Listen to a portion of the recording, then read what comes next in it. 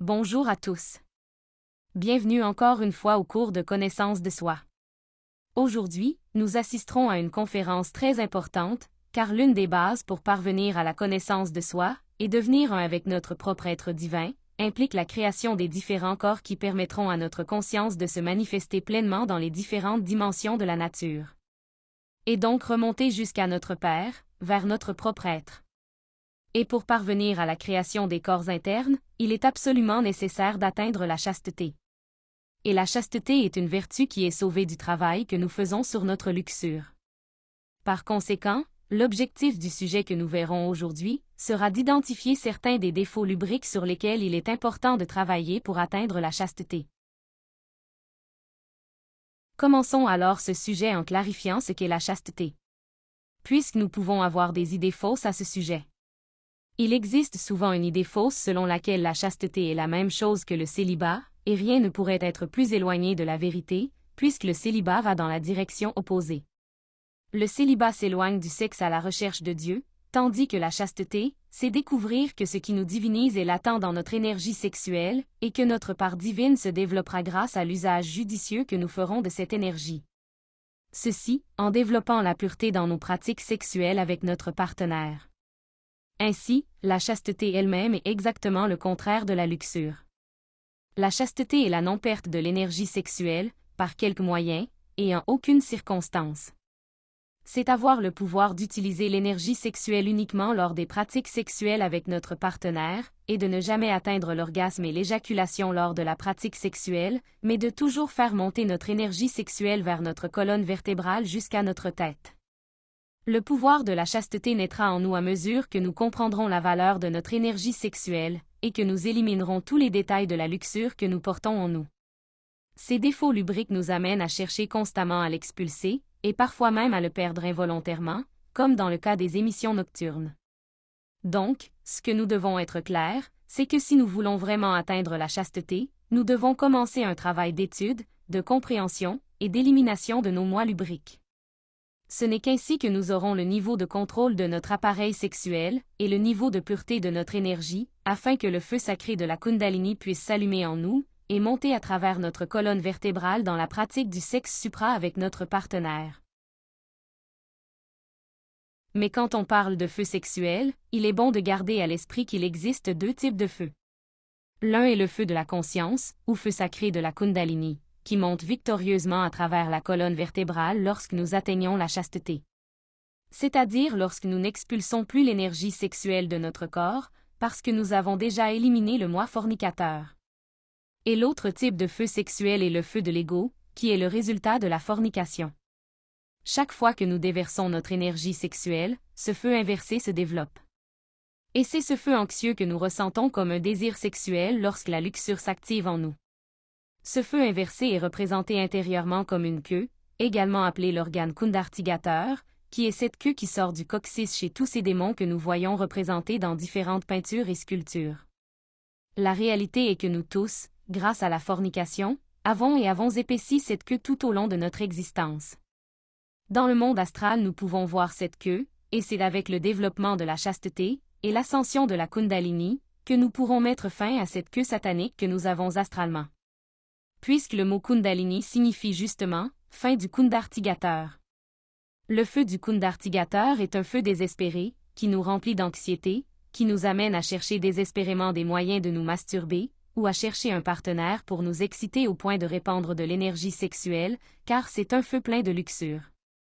Le feu de la Kundalini, au contraire, est un feu maîtrisé et sublime, qui nous amène à faire monter cette énergie dans l'union sexuelle avec notre partenaire, car c'est un feu qui est le fruit de la chasteté.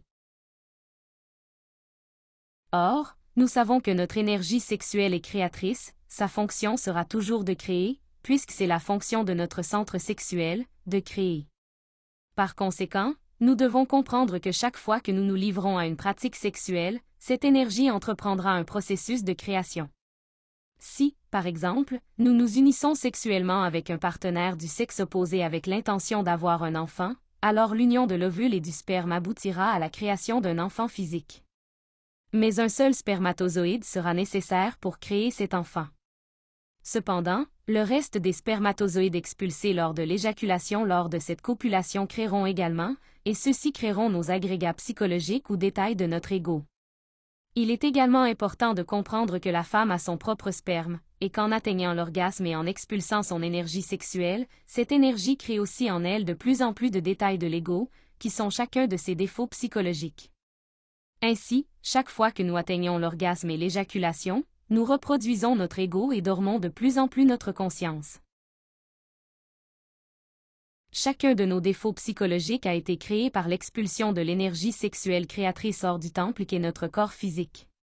Ce que l'on appelle la chute de l'homme, s'est produit parce que l'énergie sexuelle a été expulsée de son corps. Et à partir de ce moment-là, nous avons perdu tout ce qui nous divinisait, nous avons été expulsés du paradis, qui étaient les niveaux supérieurs de conscience dans lesquels nous vivions.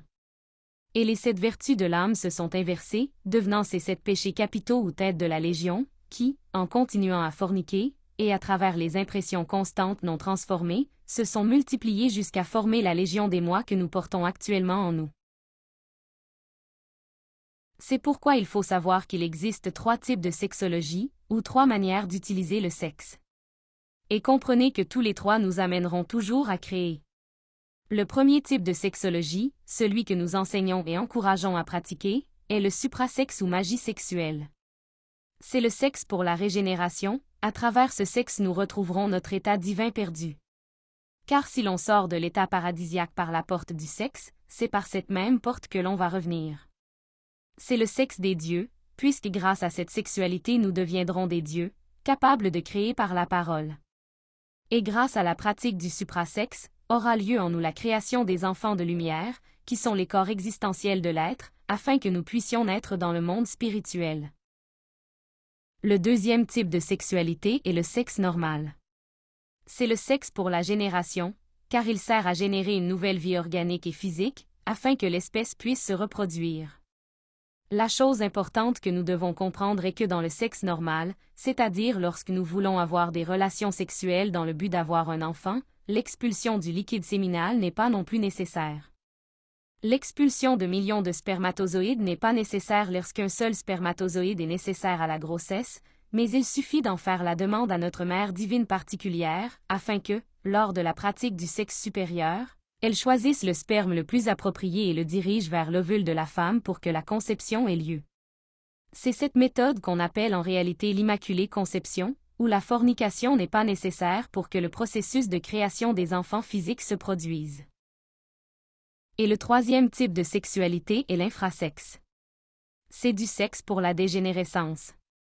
C'est le type de sexualité que pratique la grande majorité de l'humanité.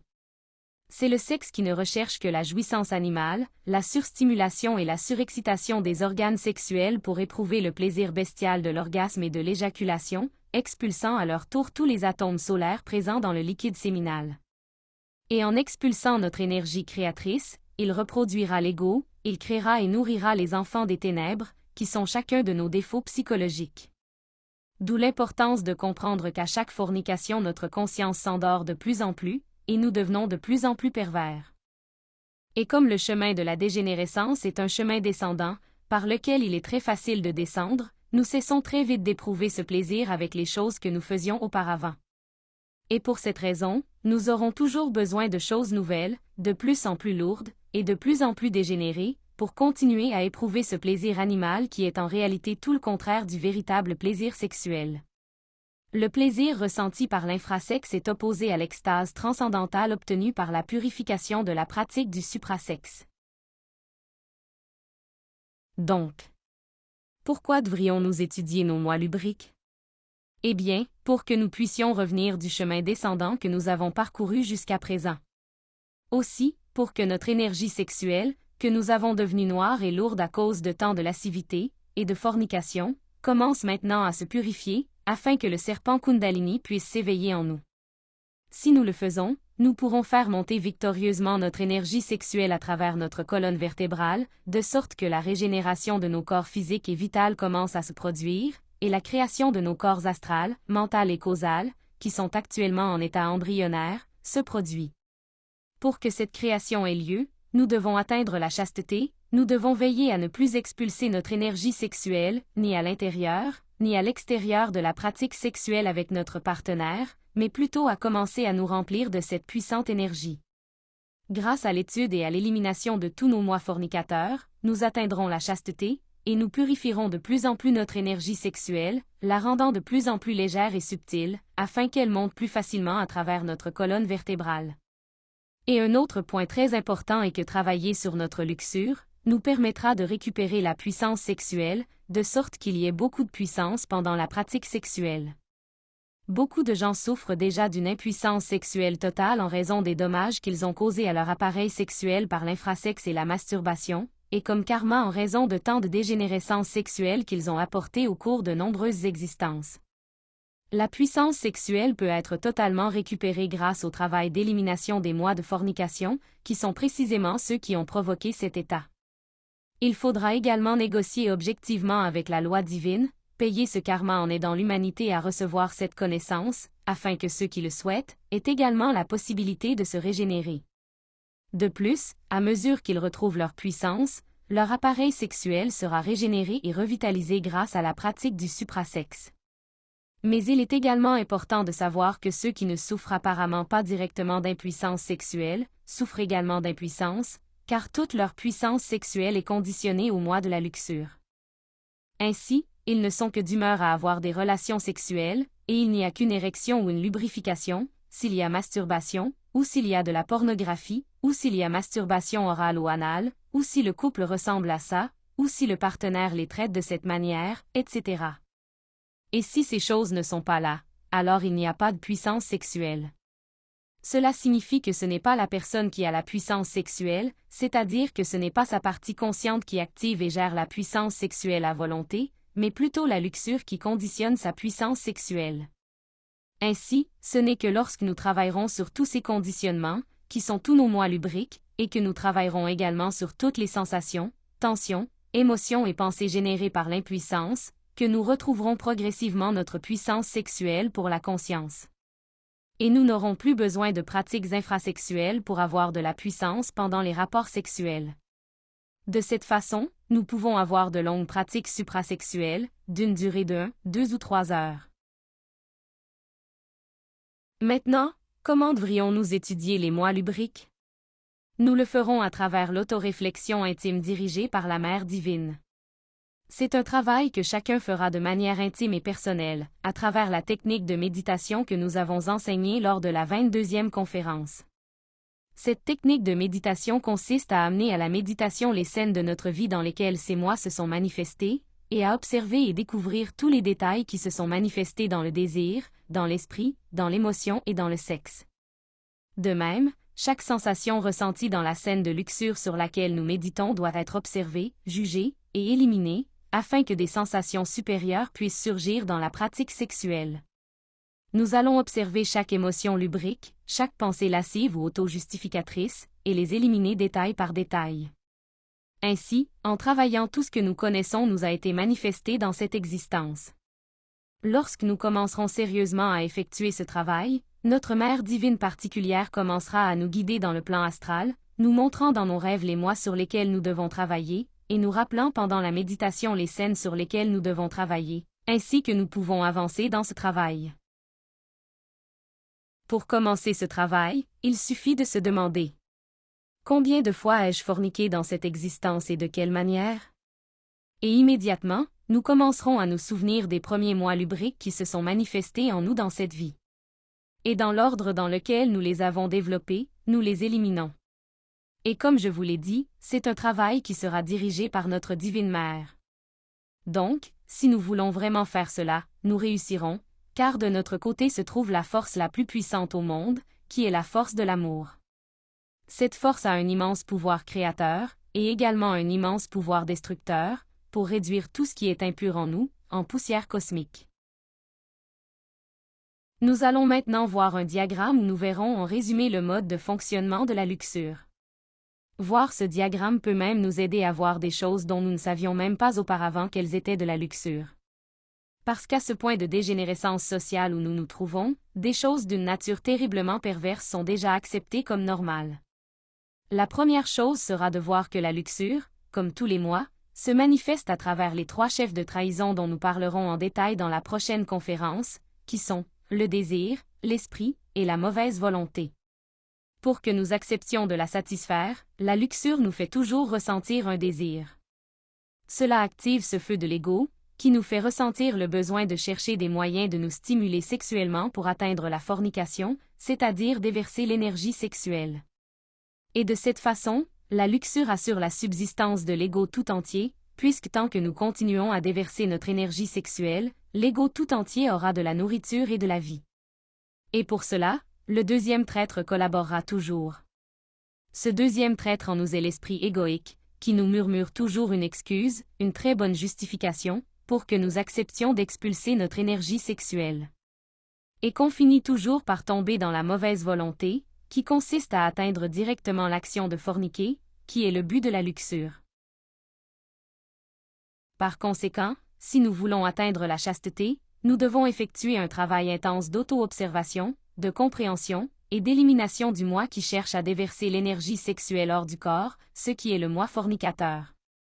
Forniquer signifie répandre l'énergie sexuelle créatrice sous quelque forme que ce soit. Et nous atteignons la fornication chaque fois que nous atteignons le point de l'orgasme et de l'éjaculation.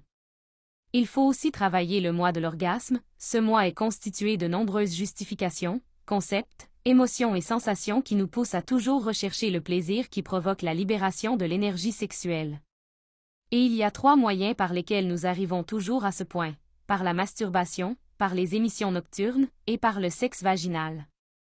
Examinons chacun d'eux en détail, afin que nous puissions voir plusieurs des mois lubriques qui les composent.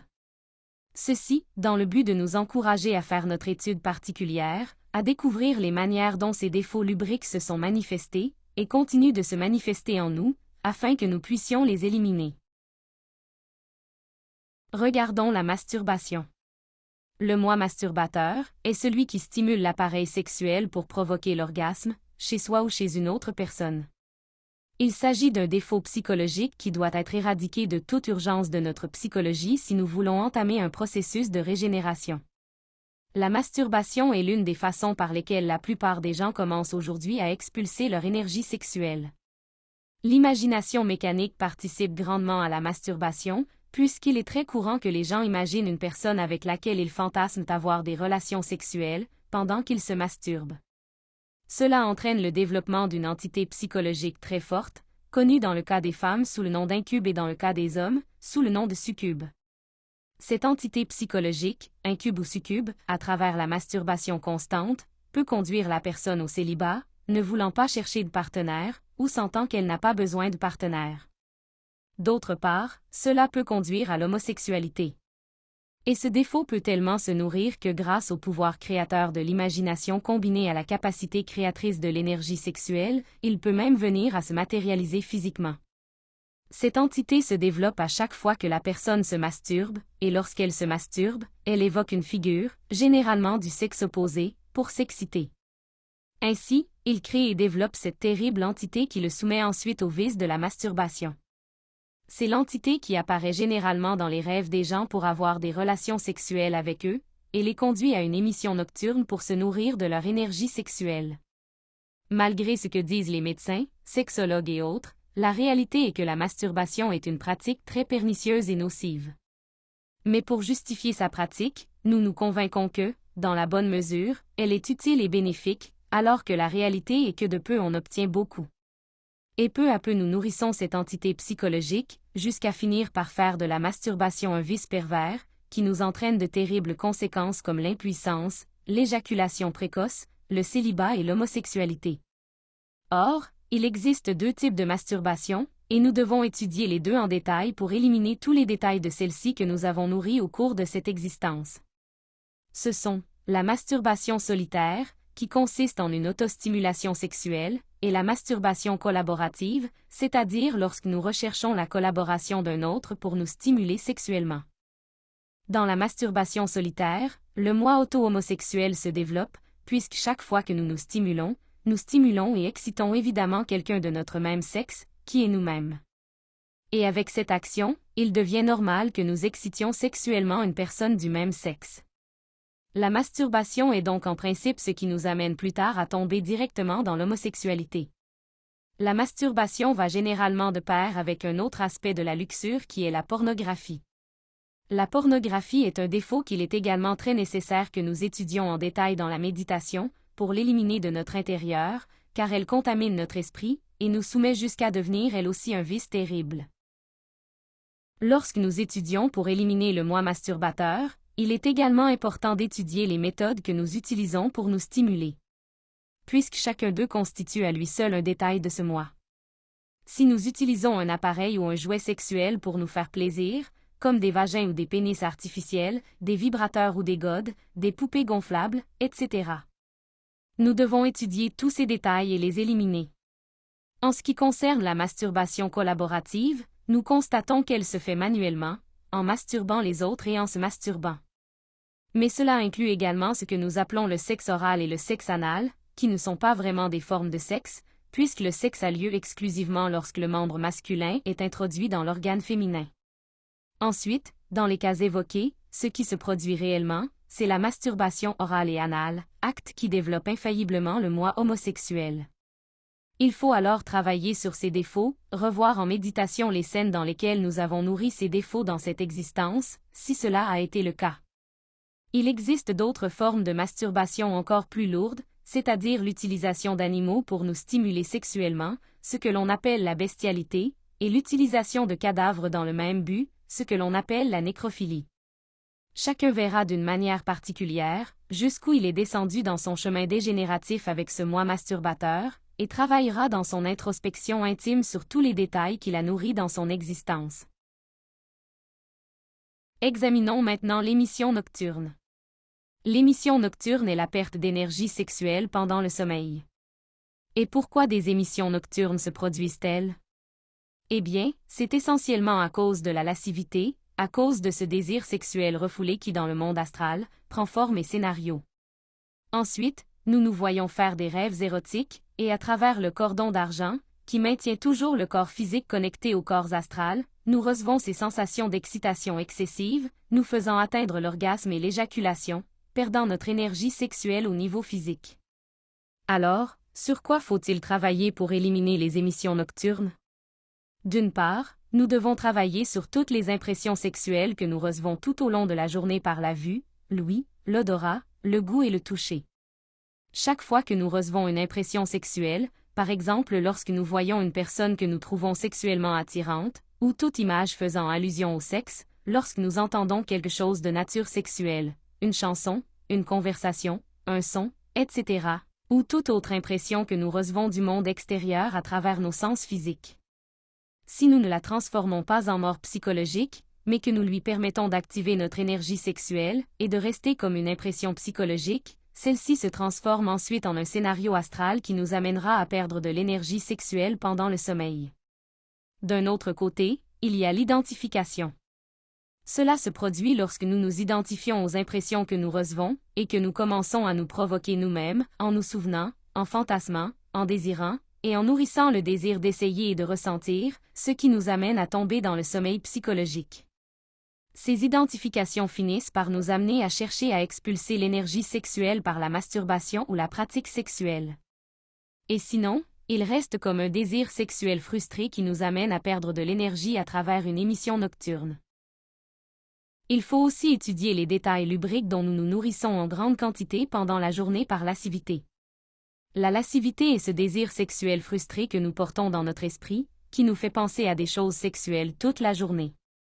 Nous devons observer et éliminer notre luxure lorsque nous cherchons quelque chose pour nous provoquer sexuellement, tout comme lorsque nous cherchons à provoquer sexuellement les autres.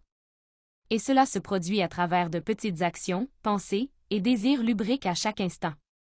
Le moi qui regarde de la pornographie est un détail qui doit être compris et éliminé de notre psychisme, car il nourrit de nombreux détails lubriques et, à son tour, nous charge de nombreuses impressions qui restent enregistrées dans notre esprit, nous provoquant des émissions nocturnes.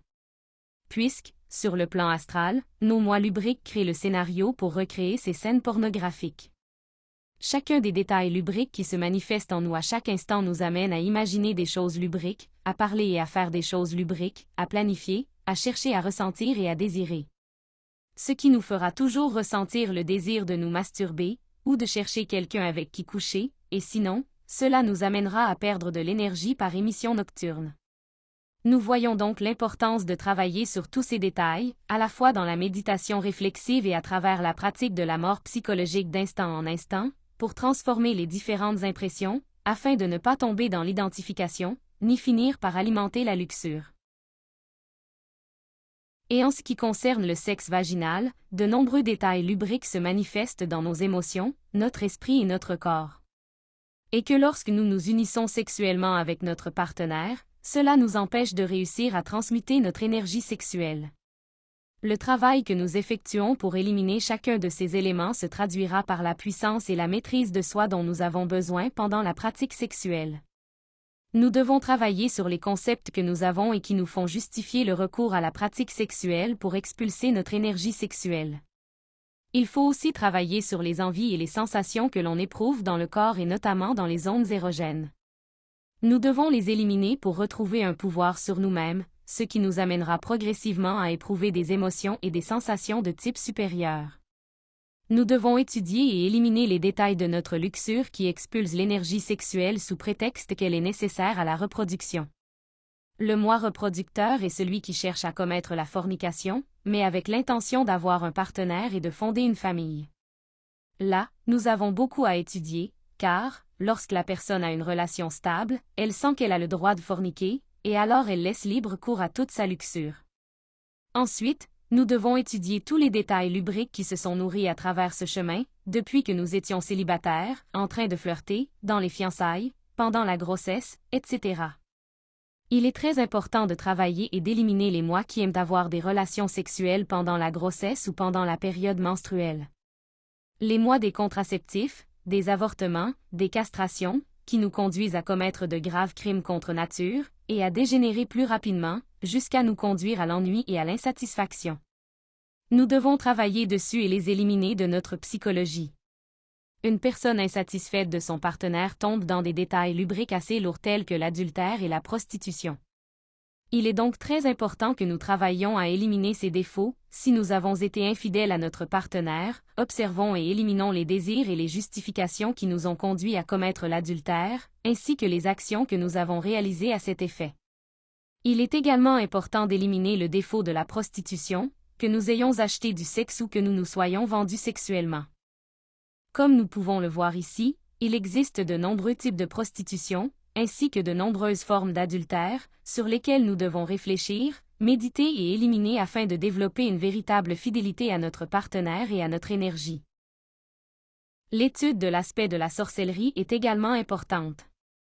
La sorcellerie se produit lorsque le pouvoir du sexe est déjà connu et que le sexe est utilisé avec de sombres intentions, manipuler, soumettre, se venger. Les sortilèges d'amour, les amarres sexuelles, les viols, etc. entrent également en jeu ici. Ceux que nous avons mentionnés ici peuvent sembler être de nombreux moi avec lesquels travailler. Mais la vérité est que ce ne sont là que quelques détails du moi de la luxure, qui en réalité sont des milliers et des milliers. Chacun dans son étude personnelle doit découvrir, détailler, comprendre et éliminer les détails qui se sont manifestés en lui. Et quel sera le résultat de l'étude de notre moi lubrique? Le résultat sera le développement de ce merveilleux pouvoir qu'est la chasteté. Nous nous libérerons peu à peu de temps de conditionnement lubrique, de temps de lascivité et de perversité. Nous quitterons l'état dégénéré et faible dans lequel nous nous trouvons actuellement, dans lequel le simple fait de voir ou d'entendre quelque chose de sexuel, toute notre luxure est déjà activée. Et nous passerons progressivement à un état de pureté et de maîtrise de soi. Dans certains de ces mois, nous verrons le processus de mort psychologique, puisque dans l'astral nous verrons comment meurent les animaux, les bêtes et les entités, qui représentent intérieurement ces agrégats psychologiques. De plus, sur le plan astral, nous nous verrons en train de laver nos cheveux et de voir comment nos cheveux pousseront. Les cheveux dans le plan astral représentent la chasteté. D'autres de ces défauts seront retirés de notre colonne vertébrale et seront jetés dans l'abîme, pour être complètement exécutés dans l'œuvre de la deuxième montagne.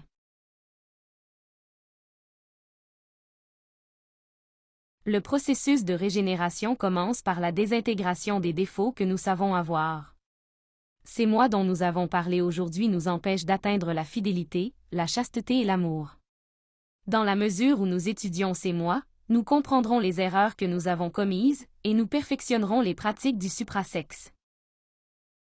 J'espère que cette conférence et cette explication vous ont aidé à comprendre l'urgence de travailler sur ces défauts, si vous voulez vraiment avancer dans votre développement spirituel, et qu'elles vous ont servi de guide pour commencer votre propre étude privée.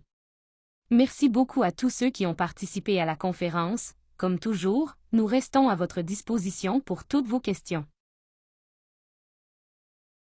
Je vous invite à la prochaine conférence, dans laquelle nous parlerons de la trahison. Nous y verrons en détail les 3 aspects, ou 3 démons internes qui nous amènent toujours à trahir les autres et notre propre conscience. Ne le manquez pas.